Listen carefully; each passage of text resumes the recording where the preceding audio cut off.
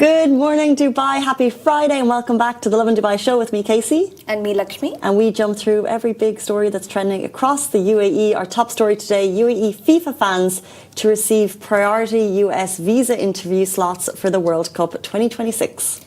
The final supermoon of the year is going to light the skies tonight. We have the most romantic story, brides line up for a mass wedding at St. Mary's Church. And people were recording content on quad bikes during the morning hour rush hour at E311. We'd love your thoughts on that one. And then later on in the show, we're very excited to welcome Ahmed Mehaya. Against all the odds, we're going to talk about his journey returning to the paddle court. In today's rapid weather report, it's partly cloudy with temperatures ranging from 21 to 29. Which are the perfect temperature for the F1, which is kicking off today. And if you're going down to Yas Marina Circuit, I am very, very jealous. Are you going? No, but I keep seeing all these celebrity sightings over there and I wish I was there. I feel like it's been celebrity spotting since Doha, Qatar, which is last weekend, the last F1, and we're looking at all of the massive, massive names. There was Gordon Ramsay, by the way, who was there and then he flew to Dubai. Does that mean that everyone else who attended Qatar, such as David Beckham, was it Kareena Kapoor? Kareena Kapoor, yeah. And I think there were more.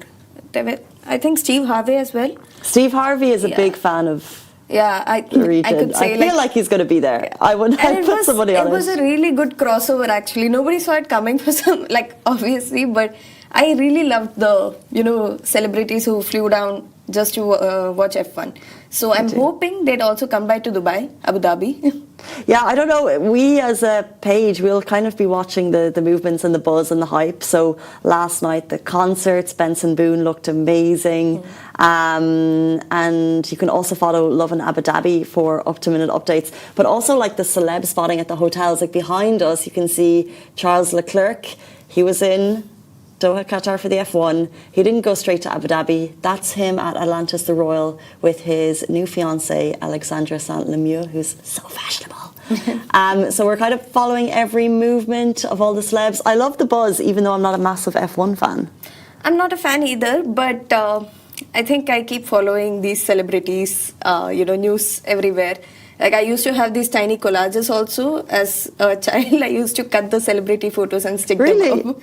So now it's making videos of them. We have seen them around. It's a nice progression. That's so funny, the progression. Yeah. But I think, though, if you wanted to see them in real life, you could go down to F1. Like Jeff Bezos is in town, by the way. He's in Abu Dhabi. He was meeting President this week and possibly Lauren Chancellor's newly married. We checked to see if his yacht is here.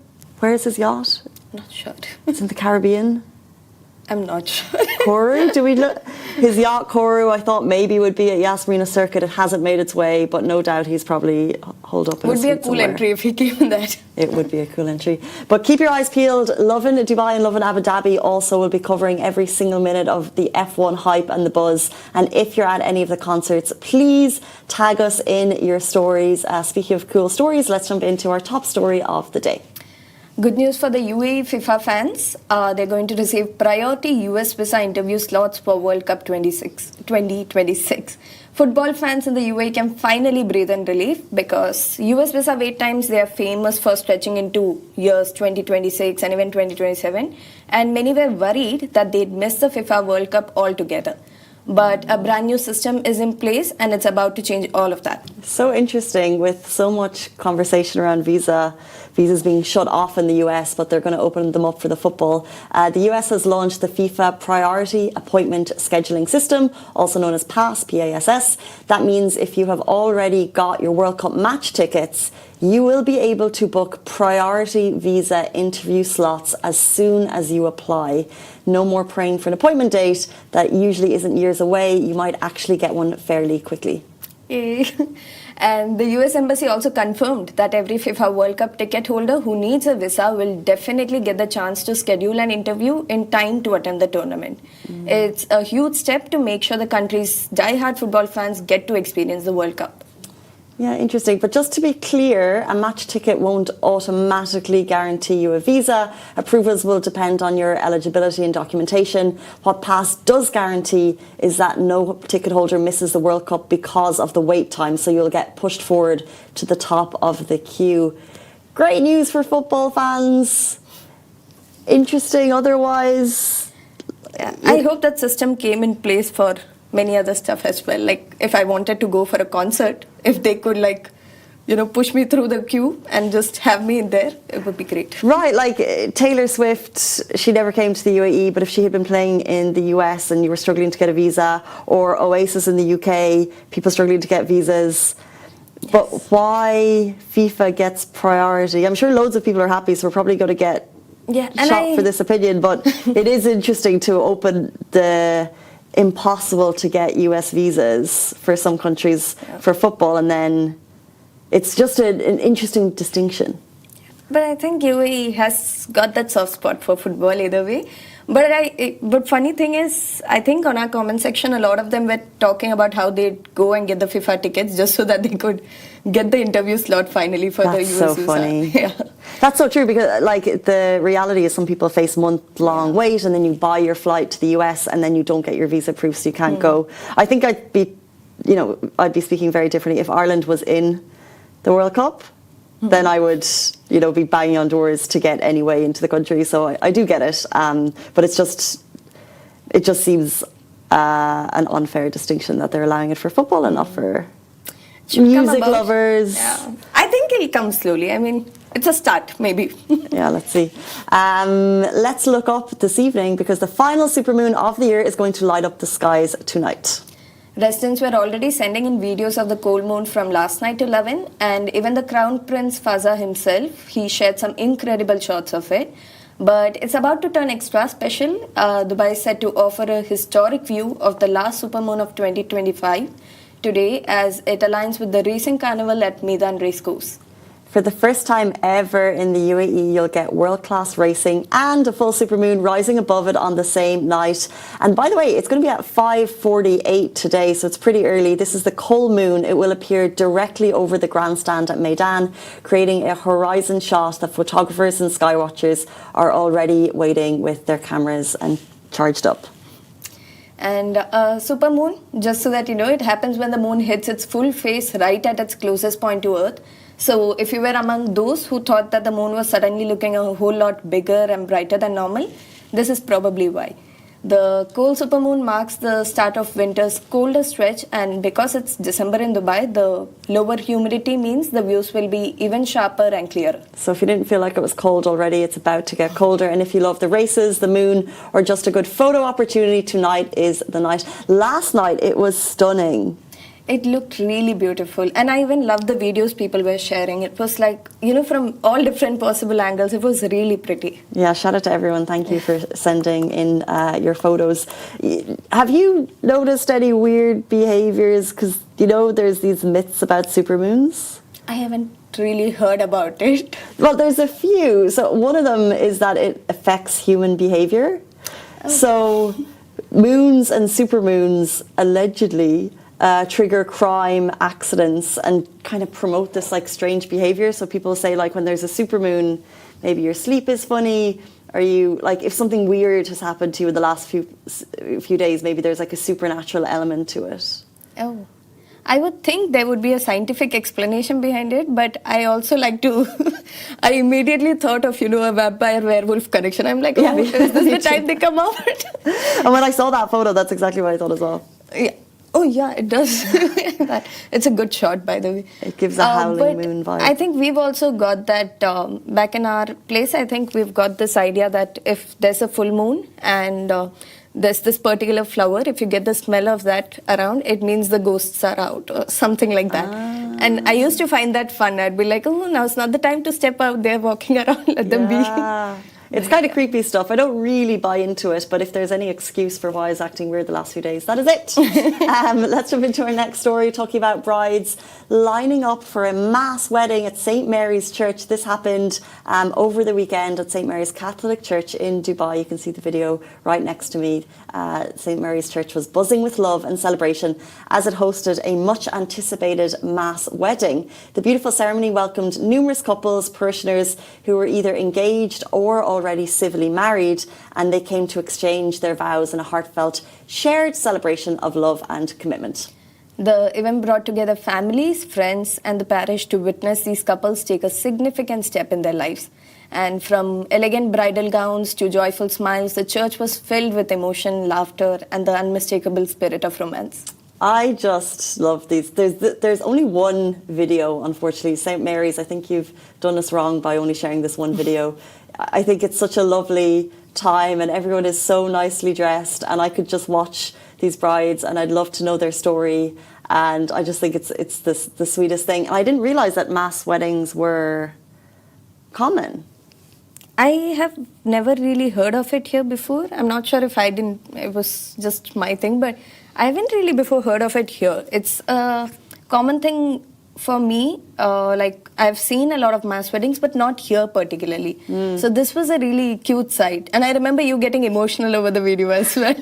Well, because I got married in a civil ceremony in the Abu Dhabi courthouse last year, and I thought that whole scenario was so sweet because everyone is coming together for the same reason, and you have your own solo moment with the judge, and it is very, it's a legal thing, so you're signing documents, but it's also so sweet, and everyone is, it's just a day of love, and I could just watch everyone and I want to know their stories. And I think if you could live feed that, I would watch it day in, day out. Like you know what I mean? Like people coming in with their families and everyone's so dressed up, but it's so beautiful. But they do have Emiratis will offer a mass wedding option, and every so often it could be maybe thousands of people get together, and it's a government paid for wedding. They happen, they're not that common, but I've heard it, but I've never heard it from a church here. But they announced it maybe a month or two before, saying if you're a parishioner, you were able to register, and I guess people did, and everyone just looks so beautiful. Yes. I think it's very cute. It's like, them actually saying, let's get married, let's all get married. Yeah. It's a very cute sight. Well, you can still have your day after. So the moment is the church. And then we, after my civil ceremony, we went to a cafe, a breakfast place. It was nearby. It was by the beach. And there was another bride there with her family. And it was just so cute. I'd recommend it, a mass wedding, to anyone.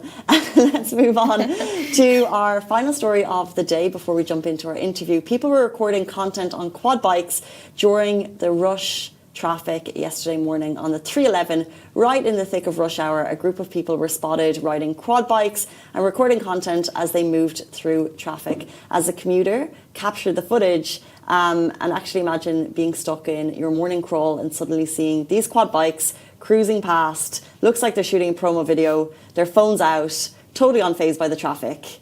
It's just shocking. It may look cool on camera, but it's really extremely dangerous. The 311 is a major highway, and one wrong move could put everyone at risk, everyone on the road. Authorities have warned against stunts and filming on the roads for exactly this reason. So yes, great content, but the highway is definitely not the place for it.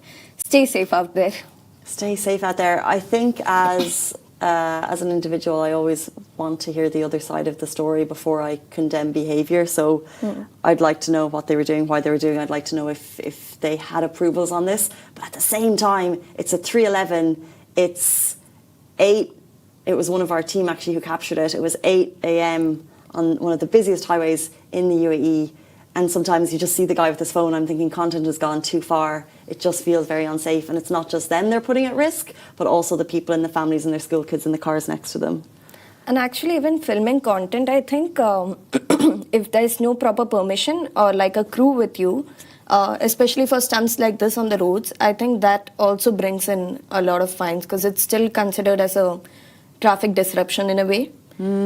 So in these, obviously there's no crew. I mean, they're shooting with their phones. So I would jump to the thought that, it's just for their personal profiles or, their Instagrammers probably, TikTokers. But yeah, I would not be a great fan. I try to stay away from that lane for a while until they're done. Yeah, of course. I'm just checking. They don't seem to have number plates, so they probably weren't picked up by any scanners. But the city is so amazing at regulating this type of thing. Even shooting specific content in public requires approvals. And so if we as Lovin Dubai, for example, wanted to go and shoot at any mall, any kind of major destination, anything outside of a phone requires approvals and prior handing in your Emirates ID, and it's all very regulated. And so it was really surprising to see this on the 311 yesterday morning. And so either they were approved and it's not very clear, or I just hope that they choose the safer option next time. That brings us to the end of our news stories, but please stay tuned. Up next, we're going to be joined by Ahmed Mehaya. Against all the odds, how he returned to the paddle court. He'll be with us after this very short break. Do stay tuned.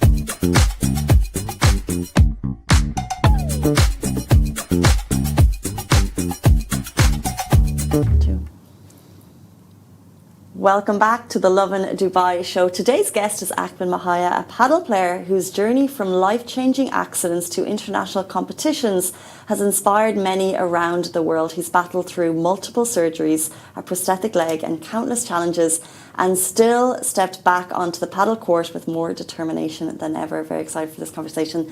Good morning and welcome to the show. Good morning. Thank you very much for having me. Well, thank you for coming. Let's begin with the fact that before your accidents, you were competing at elite levels. And I wonder, did your early sporting background shape the person that you are today? Actually, I played tennis in school.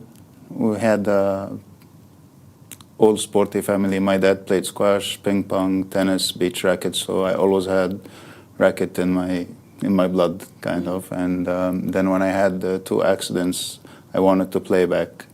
And I had my arm injury, which is the same arm I play with. It doesn't move. And I learned with the arm in 2008.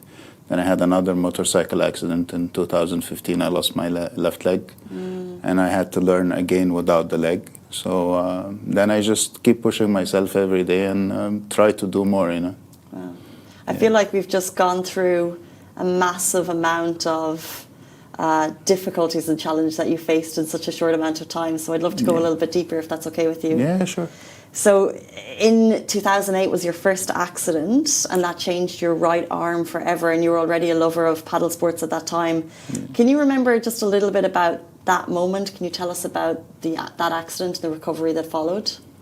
So actually, it's very weird feeling. In the morning, I took the bike and stopped to get fuel. I used to live upstate New York, and I used to work at the same gas station, actually. And I told my friend, I have a bad feeling like I'm going to die today. It was very, very weird feeling. And he said, just go have fun, you know, stop being silly and stuff. And wow. I rode from upstate New York to South Jersey with one of my friends. We rode two bikes. I came back, filled the bike up, and going home, I crashed half a mile away from the house. Then I got airlifted to the hospital. It was my first time to break anything in my bones. It was just very weird. I broke my elbow and my right arm, you know, the bone was almost out. So I stayed in the hospital for about a month. Then I was in a big brace with my arm, and I had a year of physical therapy, and my arm is still stuck at 110 degrees, cannot move. I have 3 plates and 24 screws instead of my elbow. Whatever was left from my elbow, they just put the two bones together. And I had no feelings in half my hand for almost 5 years. I still have little numbness, but I can still move my hand. It's fine. I can get the grip for the racket. It's okay.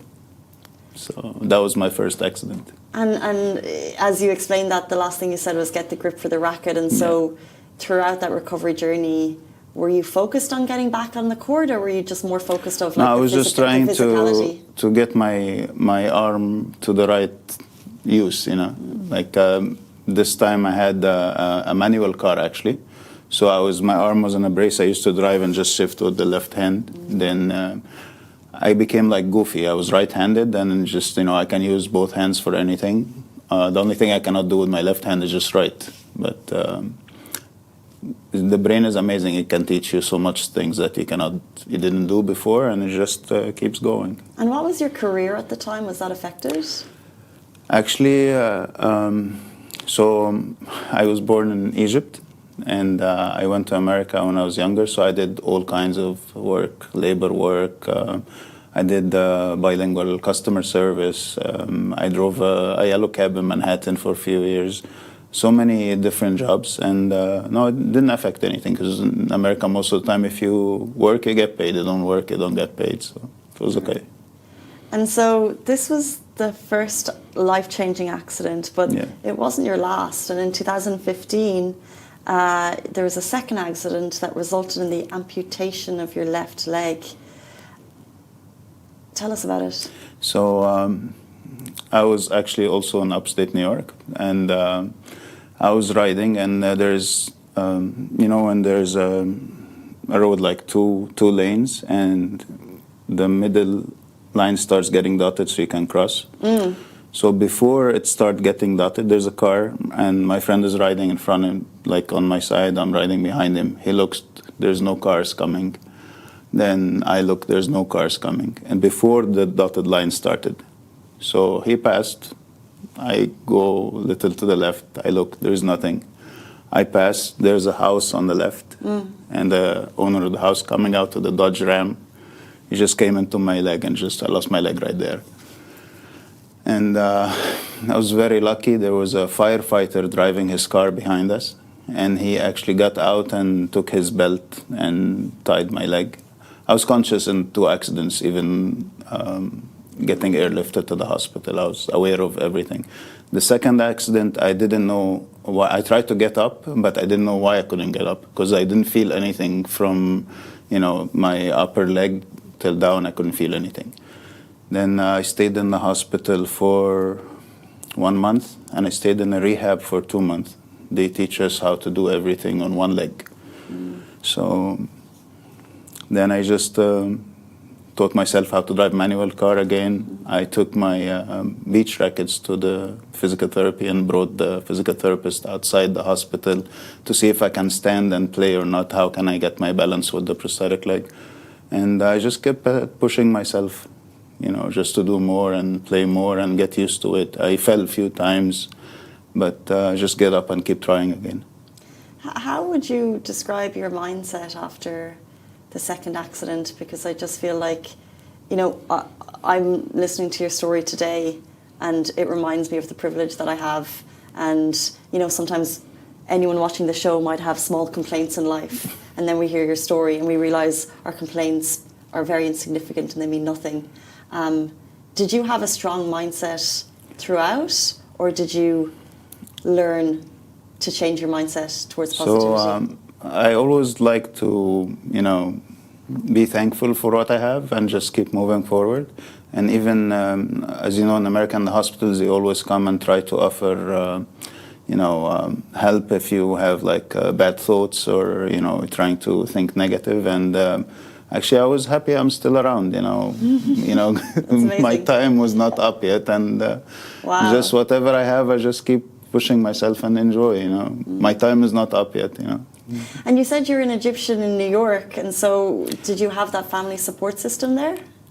No, I grew up in Egypt, and every summer, I think a lot of different nationalities, they go there just for the summer to work and just go back. I used to go every summer with my friends, and when I finished university in Egypt and I started working in Egypt, and I actually moved there because I was making more money when I was a student, so I just moved there. I lived there for 16 years, and now I'm here for 10 years, and I don't want to go back, honestly. I love it here. You don't want to go back to New York or Egypt? No, both. I just want to stay here. Same. But so you returned to sport after these two major injuries, and then can you tell us, was there also a tumor in your leg? So in 2021, I was trying to put the prosthetic leg on, and just my stump started swelling, and I didn't know why. So I went to the doctors, and they found something weird inside. They didn't know what it is. Then they had a case study on my leg at the hospital, and finally they decided to remove it, and it was like a 9x6. So it wasn't something bad, thankfully. Then they just took it out, and I recovered in a few months because my skin is very sensitive in my stump because it's mostly skin graft. When I had the accident, whatever was left over from my leg, they just tried to close it. And took me maybe 2-3 months for the skin to close properly and just get back and going. And also in a few months ago, I had another wound, and I had 3 surgeries last month, actually.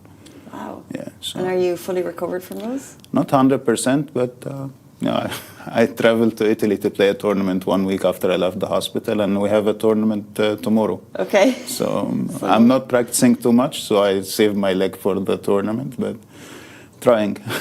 And throughout all of this, you've also competed at, high international elite levels of the sport. Can you give the audience an idea of the sports you've played and the levels that you've reached?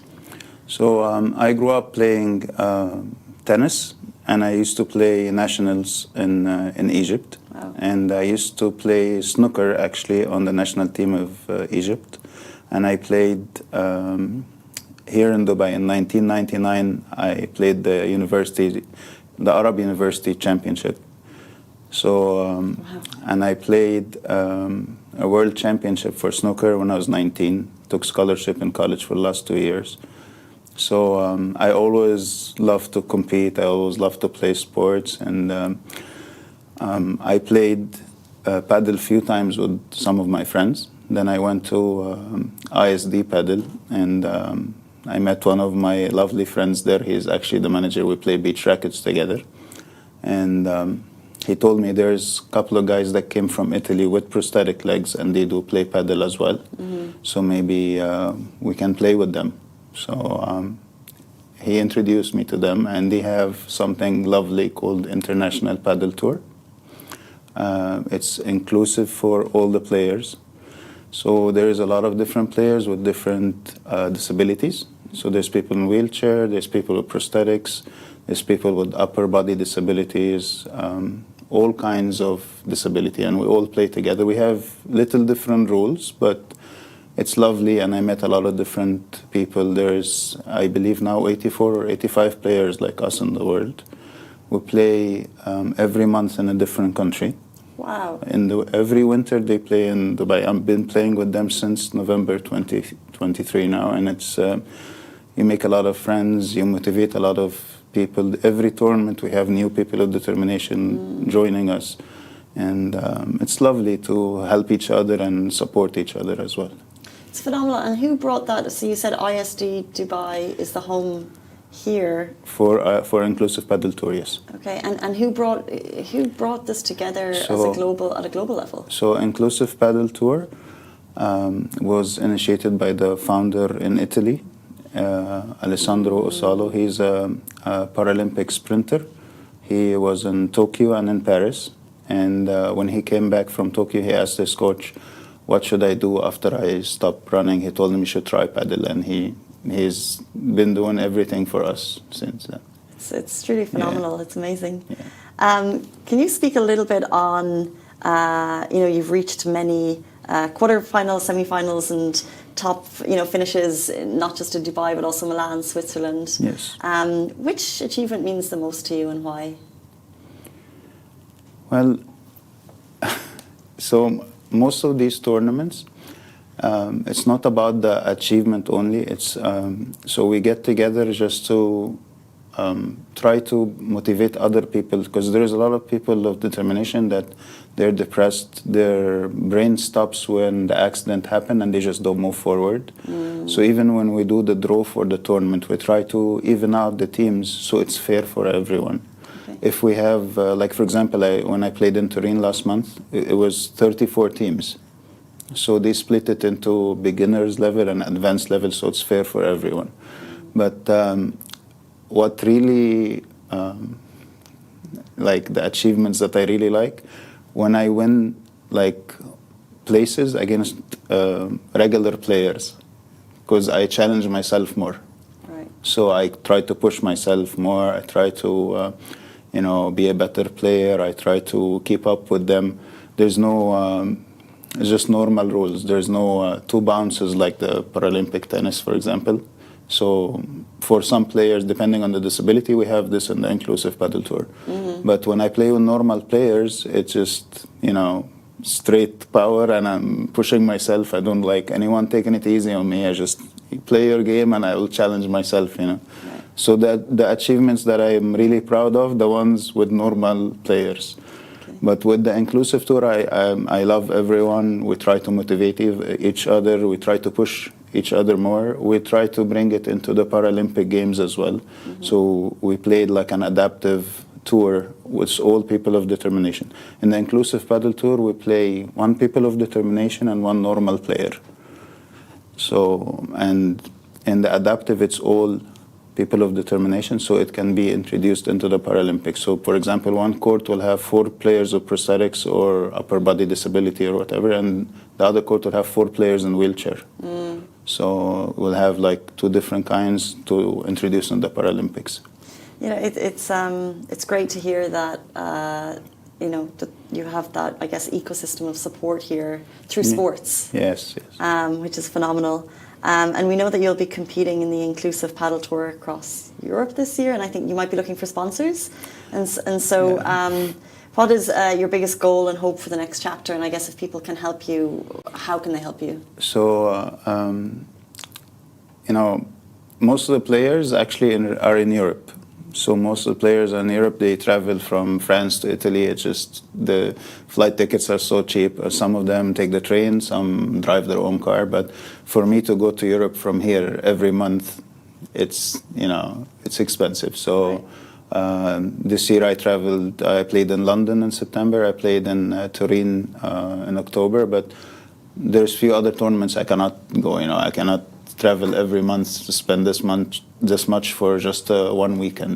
So I would love to have a decent sponsorship just for the travel and accommodation. ISD Padel Club, they help me with the coaching lessons. It takes a lot of lump sum amount. And I also need like a personal trainer, a meal plan, a lot of stuff. I was much bigger than this also. I lost, weight, but I want to lose more also to be faster on the court. So hopefully we'll get more sponsors. Okay, well, truly, if anyone is watching and can connect Ahmed with sponsors, whether it's meal plans or to help with travel, that would be truly amazing. How can people reach out to you if they'd like to speak to you directly? They can just reach to my Instagram and I will get back to them. And how often are you training at ISD? 4 to 5 times a week. 5 times a week. Well, if you want to find him, that's where he'll be. Thank you so much. Ahmed, we really truly appreciate you coming and sharing your inspiring story. Thank you very today. much for having me. You've been through so much and you are an inspiration for us if we're watching in our minimal problems. You're truly inspiring. Thank you so much. Thank you very much. Thank you. That is the end of the Lovin Dubai show for this beautiful Friday morning. Go ahead, enjoy the weekend, but we'll see you back here on Monday morning, same time, same place. Bye-bye. I hope I did good. You did very good.